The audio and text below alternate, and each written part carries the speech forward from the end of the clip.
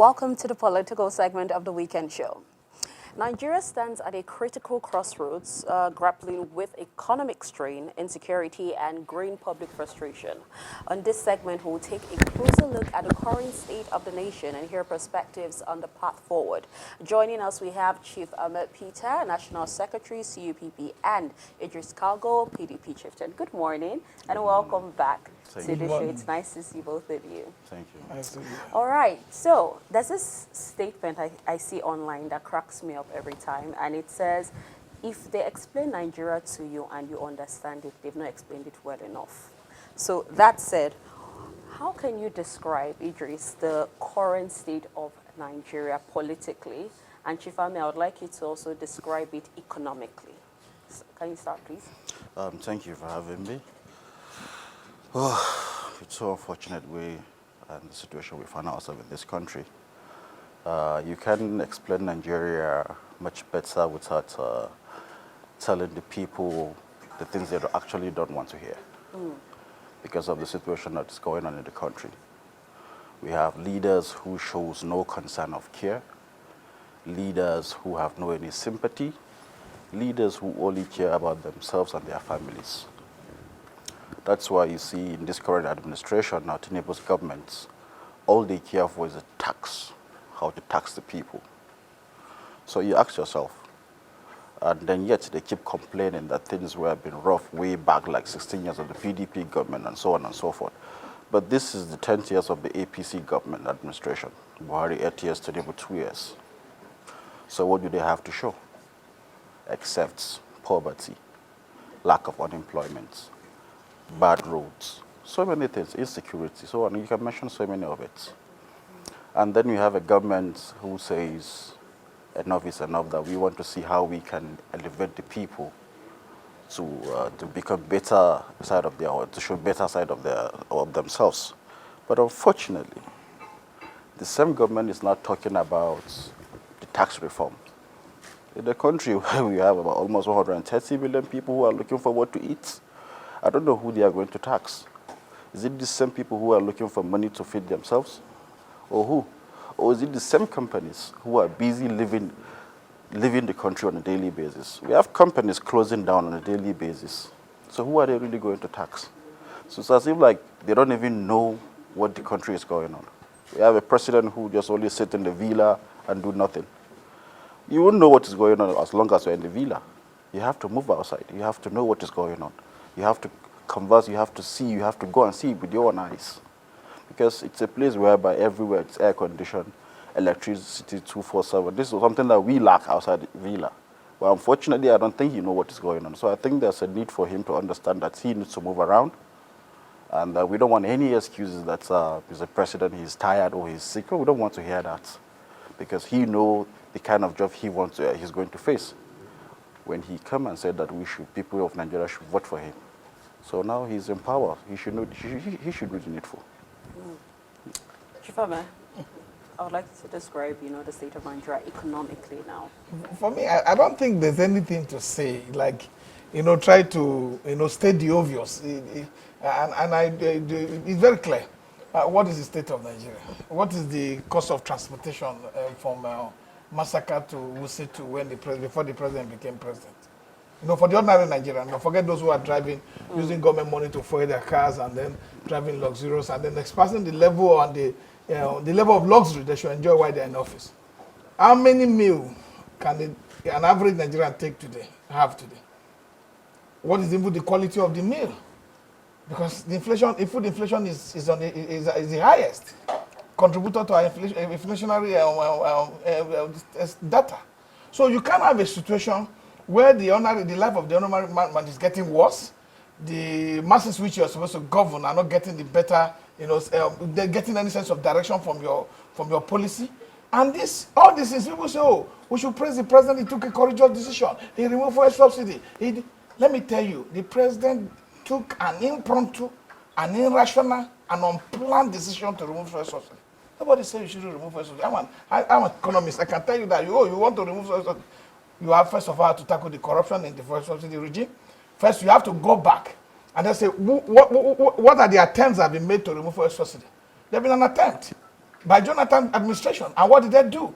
They look for a way to make sure that the effect of that removal does not transfer a burden of poverty, a burden of out-of-pocket expenses to the ordinary Nigerians, to the masses on the street. So they say, okay, can we provide transportation, buses in state, and that can reduce the cost of transportation and cushion the effect of the removal of fuel subsidy? Can we do this? Can we do that? Can we provide other incentive that will cushion this effect?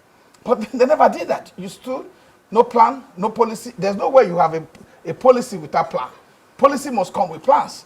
So if you have a policy and there's no plan attached to it, it's going to be disastrous for the ordinary masses.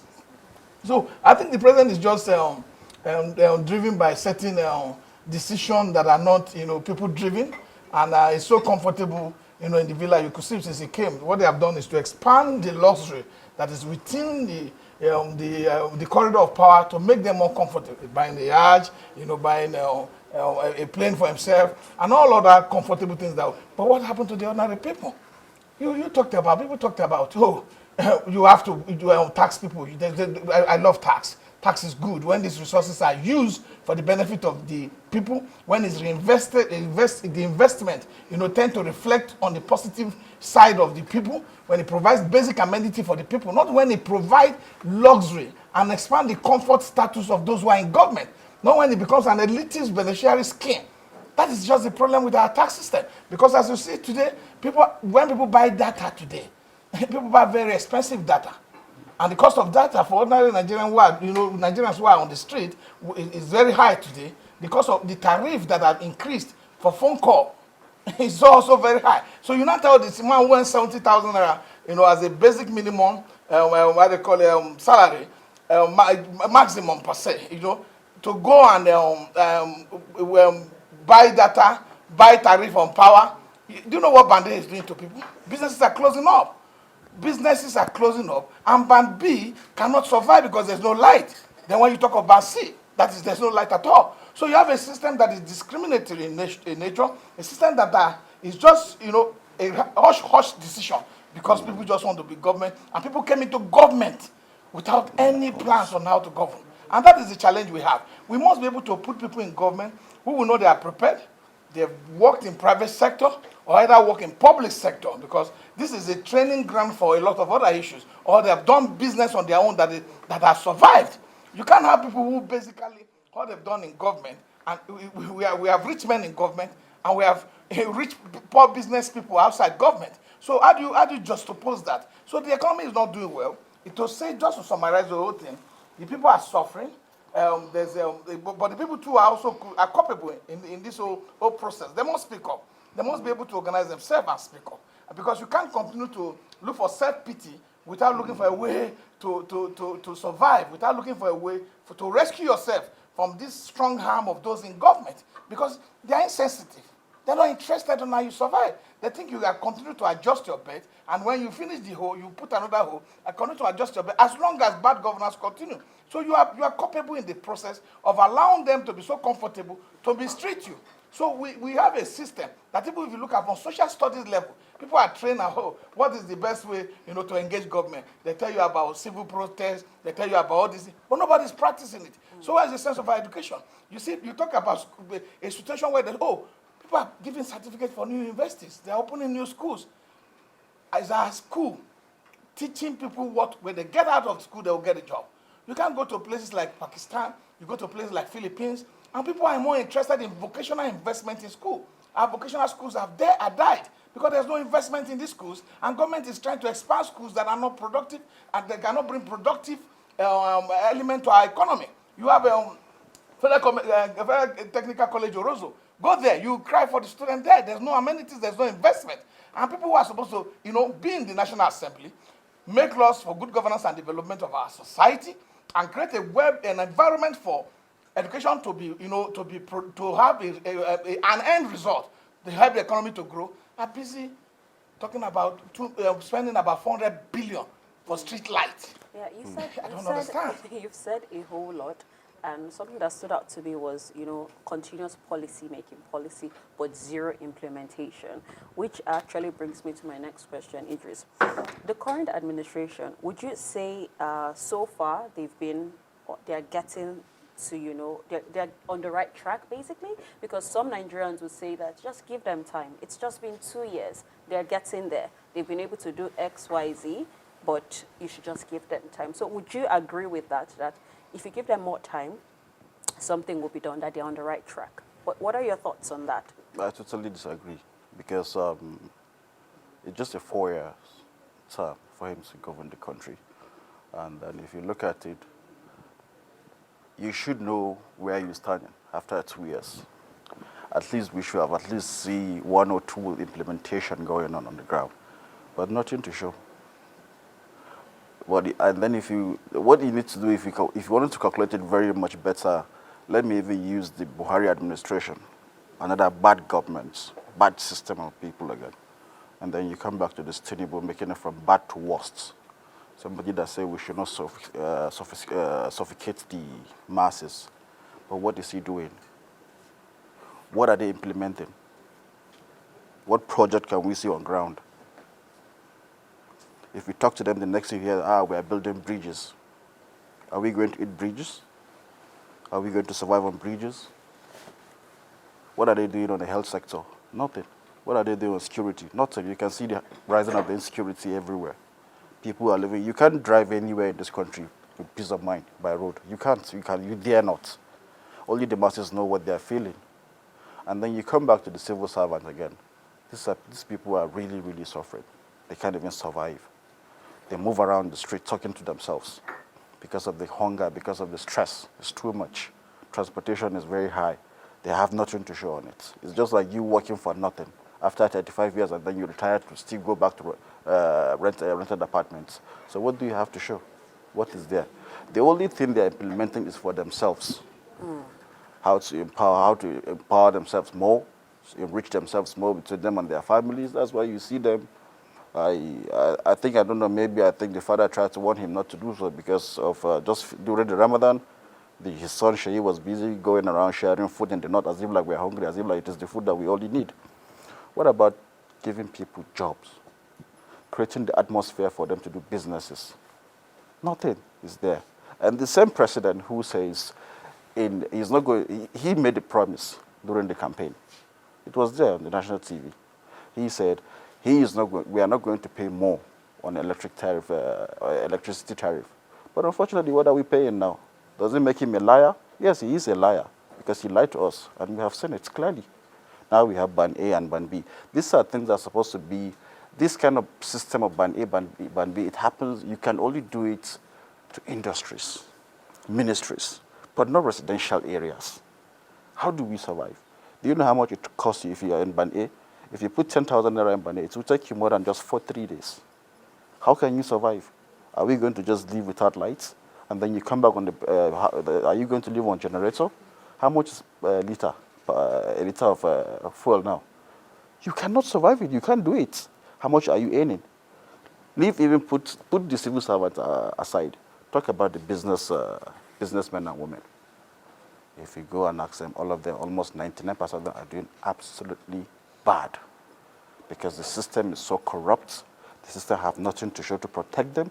The system is not, the atmosphere is not there for them to move and then to create more, to create more opportunities for other people to even employ people. That's why if you go to ministry, some of the parastatals and most of these business men and women, on a daily basis, they're busy firing their staffs because they cannot contain it anymore. And then you talk about this issue. This is where the problem comes from. The rich are getting richer. The poor are getting poorer. The rich men, as time goes on, they will consume us sooner or later. They may think it has nothing to do with it, but give us 10, 15 years, we can't contain all these things. But thank God the coalition is going on, and then we are seeing many things are happening. The leaders of the opposition are talking. And if truly they really mean well for this country, the whole opposition leaders, they must come together. It's not even an option for them. It is a must. Unless if it is something they have to do based on their selfish interests. But if it is about Nigeria, they must come together as one team have a consensus, if it's a consensus, whatever they wanted to do, let them have one candidate that's going to be formidable, and then they make sure that before this APC kill this country, that we get this APC out of this government. Chief Ameh, in the past 10 years, we've seen the middle class vanish. So it's just the upper class and the lower class in Nigeria, unfortunately so. So unemployment remains high. The cost of living remains high. Inflation keeps rising every single day. What steps, or immediate steps actually, can the government take, to just crush all of this and create an enabling environment for Nigerians? I think the government is running in cycles, and it's not rocket science. Nigeria has very, good arable land. We have, Niger State about 75,000 square kilometers. Kogi about 30,000 square kilometers. That can take the entire southeastern state, and put it in it. So there's land everywhere. So why are we talking about food? Why are we not exporting? The federal government is running around in cycles. You can't provide energy for small-scale industries to survive. You can't, because every country in the world, whether you go to China, whether you go to Singapore, whether you go to America, small and medium-scale enterprises are the mainstay of the economy.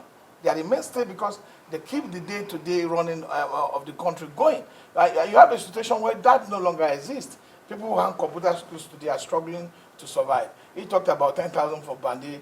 I know people in Bande. Bande, if you buy 50,000 naira unit, you have 222.6 units. And if you live on your own, you can't spend that 50,000 would last 3 days. It would last 3 days. You'll be running around the house offering things as if one is going mad. So I think the cost of tariff is extremely very high, and the cost of reinvestment in the electricity subsector is abysmal. It's poor, and I would not see the intention, the policy plan towards that, and the agenda of the government to be able to increase, because they have said that if they cannot provide electricity within the period they were elected, that they should not vote them back in. And I think Nigerians should take this advice, this request very seriously, because we can't have people who are incompetent, who can't travel around the world, go to Egypt like Peter Obi did, go to around and study electricity system, and then come back and what is rocket science about this? If you have money, you can do anything. We Nigeria have the resources that they are wasting up and down in trying to build what they call white elephant projects that will not see the light of the day or will not have direct benefit to the poor people. But they said that, and you still hear people like the Senate President affirming the return of the current government. So where does it stand? This is the issue with the entrenched political structure. Those who have become establishment, they thought that, they have control over the people. And you know why we had problems in the past elections? It's because there were no young people who were interested in the elections, and there were this group of other people who felt anytime they wake up, they can just do whatever they like. And things have changed. Young people constitute about 50% of our population. Now they are interested.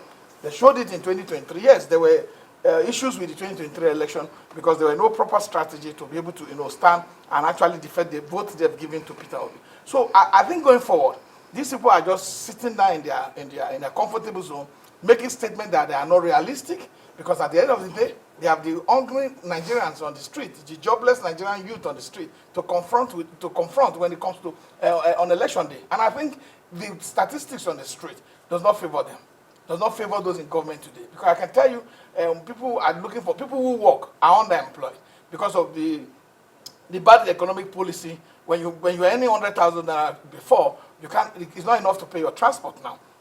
So they're underemployed, they're not employed. Most people say, oh, how many people are employed? These are not the people who are employed. Employment should be able to take you a substantial level of comfort. Not that to say you are still you are underemployment, you are having employment and you cannot feed your family. So the general principles of governance is to be able to provide for the welfare and protection of the citizens. You are not protecting farmland. If you look at, yesterday I was talking to a friend from Megbe in Yagba West and Yagba East. He's telling me about I can't go home, that the kidnapping is serious, and I was telling him too, you can't go anywhere. Because young people are getting into vices they shouldn't get into it. Because government is freeing those who are killing people. They say they are rehabilitating them, they are giving them rehabilitation, those who kill people in the north. And then you expect a young man who has been sincere and loyal. Look, crime is something that should have severe penalty for. and we should be able to discourage anybody going into crime. But we must have a system that cares for the people, not a system that cares for the microscopic few who are in government who are mismanaging our resources. Have you seen the budget? Have you seen the revolution by budget? Budget, this revelation is mind-blowing. That you talk about close to 700 trillion being inserted in the budget and 400 billion for solar power light. If it goes to this constituency, you will never see this light. Because the corruption system, and these are destroy the tender board arrangement that allow young people to say they have an idea, they can form something and go to ministry and present their document and get, contract. Because these things the procurement process have been destroyed, everything has been destroyed. Because people are now tailoring the process of who gets job from how it was inserted in appropriation from appropriation committee. So we need to be able to sit as a people. Forget all this elitist consensus talking about their family. Do their family go to schools in Nigeria? Do they attend hospitals in Nigeria? They don't. We are left to ourselves to survive, to either die or perish. There's no alternative of survival. Because we need to sit down and ask ourselves questions. You are in a society with people who don't attend the same schools with you, who don't go to the same hospital with you.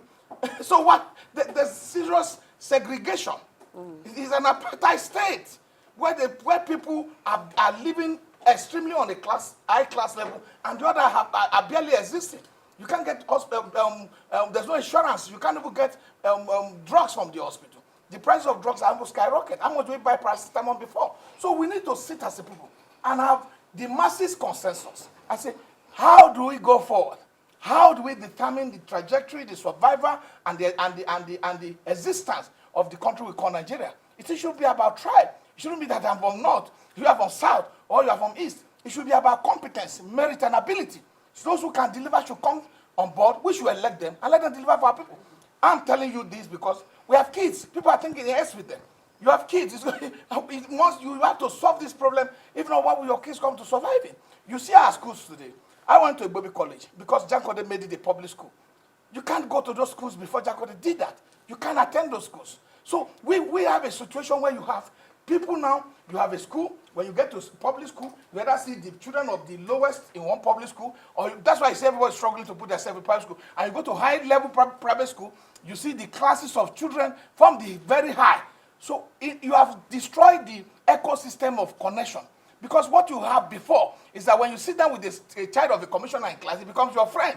You sit down with a child of a governor. Abacha children went to Bayero University. Abacha children, they have friends. I know what they did for their friends. So you can't have a situation where you have a total segregation in our system. You have a system that does not allow the poor to mix with the rich. And you say you have an economy. See, everything starts on the basic foundation level. You have to have a system that must be able to mix Nigerians together and not divide them. And you have a system that people must connect. These people are disconnected from the reality of what Nigerians are facing. I can tell you that I have a lot of friends. They don't even know that because Nigerians have become so resigned, so disengaged that they felt now their government, maybe they do them anyhow. They're suffering. They're not doing it. It's our government. They are supposed to be beholden to us as a people because it's a democracy. And if you feel we no longer need democracy, then we should pronounce a monarchical system so that people can just, from father to son, and we'll have a government that no longer cares for our interest. Idris, the past 2 years, just like Chief Ameh said, has been one issue to another issue, causing Nigerians so much suffering so far. I'm one of the people that are on ground that is actually experiencing every single thing you both have mentioned, from the electricity tariff to even, telecom communications as well, to everything, the fuel subsidy, all of that. So this past 2 years has not been the best for Nigerians. So, and right now, we've seen plastered in different states in Nigeria, even all over the FCT, the return of the current administration. The billboards are everywhere, 2027. Would you say it's really insensitive of the government to do so, seeing as they have not faced the issues that Nigerians are suffering? Or do you think it's just plain old politics? They know what is going on, but they just don't care. Do you know why they don't care? Why? Because the youths easily compromise. And we are divided. They succeeded dividing us. This issue of all these politicians, they know how to fix things. They know how to fix the roads. They know how to fix the universities, the hospitals. They know how to do all these things, but they just won't do it. Why do I say they know? Their children are in one of the best schools in the world, around the world. Go to their houses. You see expensive gates, expensive cushions. Everything in the house is fancy, is good. So they know what is good. But they just won't do it for you and I because they don't care. And like my brother here said, I think the only place they connect between the children of the poor and this elite is when they pass on the roadside with all these their noisy and flashy cars. That's the only way they connect with on the social media. It's the only way they connect with the poor people, the poor children. This government is not here to fix things. They don't care, and they are not ready to fix anything. They are here to rule, not govern. We have seen it all clearly. All they do is to arrest one of few people. Once you are against them, they will start arresting you. They can arrest all of us if they so wish. It's a time. Where is Abacha today? Where is Obasanjo today? Where is Yaradua? Where is Jonathan? So it's a time. So no matter what he will do, it's just a matter of time. And then we can hear what the Senate president was saying, that, okay, confirm, like, sure that, okay, we're coming back in the next election. I think since the time I know much about Senate, he is the most less powerful Senate president I have known. But where are the rest of the powerful ones? They're all gone. I'm sure when he's walking through the office, he will see their pictures. His picture is going to be there as former very soon. He's not going to be on the media anymore. He's not going to be on the news anymore. It's a matter of time. So it's okay, let them keep talking as much as they want. But the people must learn to stand up. They must learn to do the right thing. If you are wrong, you are wrong. Election is not about giving you money and then to vote for whoever you wish you want to. We have a president who went to Katsina for the governor's wedding, the daughter's wedding. Unfortunately, you see him, people dancing, calling him all sorts of things that he's doing well. In the same state, people are suffering with insecurity. This is the kind of president that we have, who doesn't even know what we are going through, who doesn't even understand where we are heading to. So why should we care? That's the question. We should care because it's about our life. It's about our future. So we must come together as a team to make sure that we vote this government out in 2027, by all means. It is not an option for everybody. It is a must. Else, they will consume us. And when they do, I don't think you can even have the time to run even this TV station anymore. Maybe you shut it down. All right. That's a good place to end this segment. Thank you so much, Idris. Thank you so much, Ameh. And to Nigerians out there, remember, we always remind you to hold the government accountable from the top to bottom, from bottom to top. Ensure you hold your leaders accountable. And also, we just have to keep hoping and praying for a better Nigeria, and particularly have your voters' cards also to ensure your voice is heard via voting. All right, so that's it for the political segment. We'll be moving on to Poetic Interlude with Emeka.